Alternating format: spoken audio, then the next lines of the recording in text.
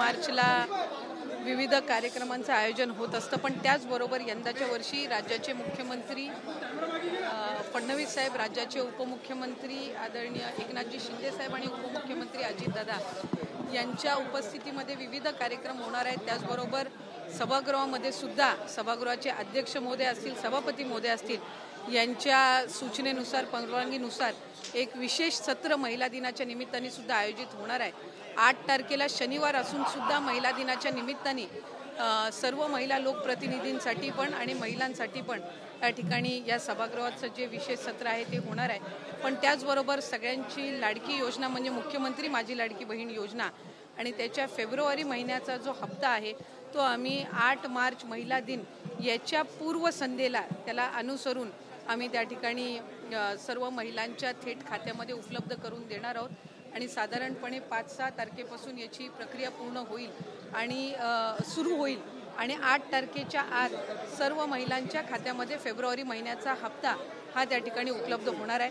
महिला दिनाच्या पूर्वसंध्येला म्हणून आम्ही त्याचं औचित्य साधून यंदाच्या वेळेला फेब्रुवारीचा महिन्याचा जो हप्ता आहे तो आमच्या सर्व लाडक्या बहिणींच्या खात्यामध्ये जमा करत आहे। परंतु असा आरोप विरोधक करतायत की येत्या डिसेंबरपर्यंत 80 लाख महिला ज्या आहेत ते या योजनेतून वगळल्या जाणार, असा विरोधकांचा आरोप आहे। नाही, विरोधक हे सुरुवातीपासून आरोप करतच आलेले आहेत।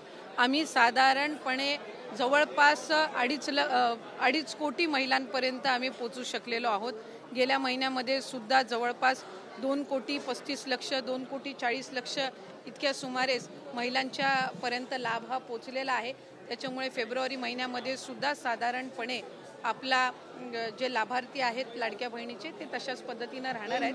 विरोधक सुरुवातीपासून त्या संबंधितला जो आरोप त्यांच्याकडून केला जातोय त्यांच्या खऱ्या अर्थानं नेहमीच सुरुवातीला ही योजना जाहीर झाल्यापासूनच त्यांना ही योजना खुपते आणि आत्ता तर ज्या पद्धतीनं महिलांचा प्रतिसाद गेल्या 5-6 महिन्यापासून मिळत आलेला आहे त्यातून तर विरोधकांमध्ये एक नैराश्य या योजनेच्या संदर्भामध्ये पसरलेला आहे आणि तेच ते बहिणींच्या मध्ये पसरवण्याचा प्रयत्न करतायत।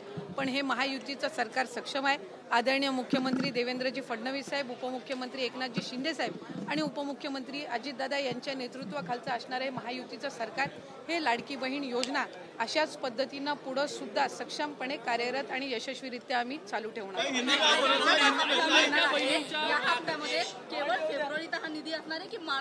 फेब्रुवारी महिन्याचा जो हप्ता आहे तो आपण महिला दिनाच्या पूर्वसंध्येला आपण महिलांच्या खात्यामध्ये जमा करणार आहोत आणि मार्च महिन्याचा जो हप्ता आहे तो अधिवेशनाच्या कालावधीमध्ये आपलं अर्थसंकल्पीय बजेट आहे आणि ते झाल्यानंतर ज्या वेळेला विभागाच्या वतीने उपलब्ध केलं जाईल त्यावेळेला तो हप्ता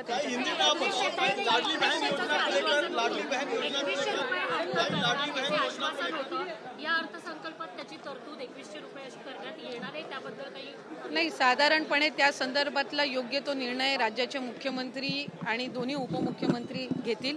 आम्ही आमच्या पद्धतीनं जी काही योजना आणि जो काही निधी हा आमच्यापर्यंत लाडक्या बहीण योजनेचा विभाग म्हणून येतो तो त्या महिलांच्या खात्यापर्यंत थेट पोहोचवणं, ती यंत्रणा अधिकाधिक सक्षम करणं आणि त्याचबरोबर पुढच्या कालावधीमध्ये आम्ही जसं नागपूरमधलं आज आपण एक उदाहरण बघितलं की 3-3.5 हजार महिलांनी एकत्र मिळून त्या ठिकाणी पतसंस्था स्थापन केली आणि 30 लाखाचं त्यांचं हक्काचं भांडवल त्यांनी या योजनेच्या अर्थसहाय्यातून उभं केलं। तशाच पद्धतीचा पॅटर्न प्रत्येक जिल्ह्यामध्ये महिलांनी एकत्रितपणाने यावं आणि आर्थिकरित्या सक्षम व्हावं, त्यामुळे त्यासाठी आम्ही अधिकाधिक विभाग म्हणून लक्ष केंद्रित करणार आहोत।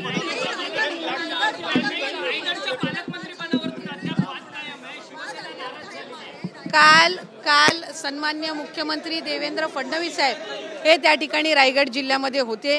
त्यांनी सांगितलेलं आहे की रायगड जिल्ह्याचं पालकमंत्रीपद त्या संदर्भामध्ये योग्य तो निर्णय होईल आणि सध्या त्याचं पालकत्व जे आहे ते राज्याचे मुख्यमंत्री आणि दोन्ही उपमुख्यमंत्री करत आहेत। त्यामुळे रायगड जिल्ह्याचा विकास हा कुठेही खंडित होऊ नये याची दक्षता ही त्यांनी निश्चितपणाने घेतलेली आहे।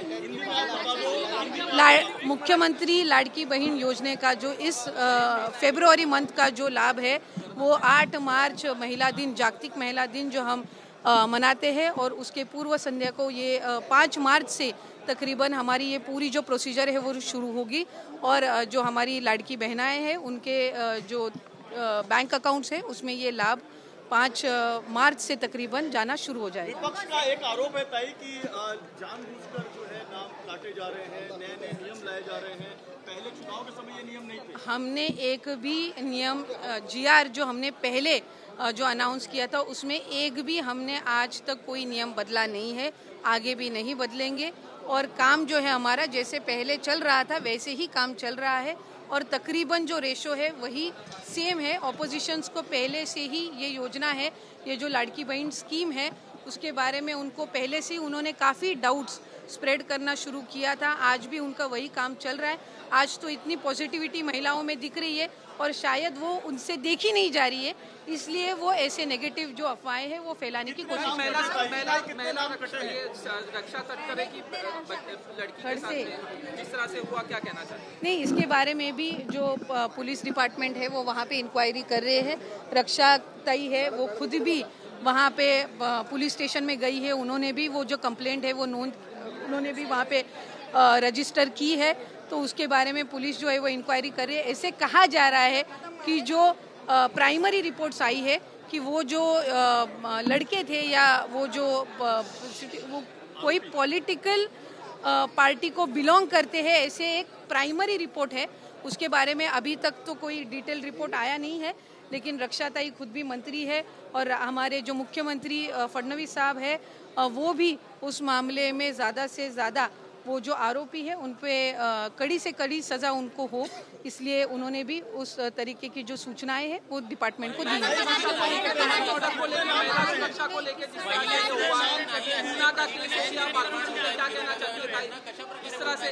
नाही, मी प्राथमिक जो त्या ठिकाणी अहवाल त्या संदर्भातला मिळालेला आहे ते कुठल्या तरी एका विशिष्ट पक्षाचे पदाधिकारी का कार्यकर्ते आहेत अशा पद्धतीचं बोललं जात आहे, पण डिटेल रिपोर्ट आणखीन तरीही पोलिसांकडून प्राप्त नाही आहे। राज्याचे मुख्यमंत्री देवेंद्रजी फडणवीस साहेब आणि स्वतः रक्षाताई त्या संदर्भामध्ये त्यांनी कालच पोलीस स्टेशनला त्या संदर्भातली तक्रार सुद्धा नोंदवलेली आहे। आणखीन त्या मुलींचं काय म्हणणं होतं ते सुद्धा त्यांनी नोंदवलेलं आहे। आणखीन तिथं ज्या अवतीभोवती असणारे जे आहेत साक्षीदार त्यांची सुद्धा त्या ठिकाणी जी काही इन्क्वायरी आहे ती सुरू आहे आणि जे काही आरोपी असतील त्याच्यावर कठोरात कठोर कारवाई होईल असं आश्वासन सुद्धा राज्याचे मुख्यमंत्री फडणवीस साहेबांनी दिलेलं आहे। थँक्यू।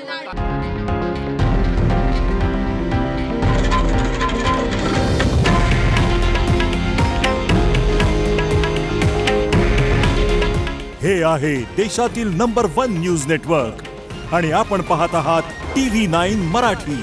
काळजी तुमची, हित महाराष्ट्राचं।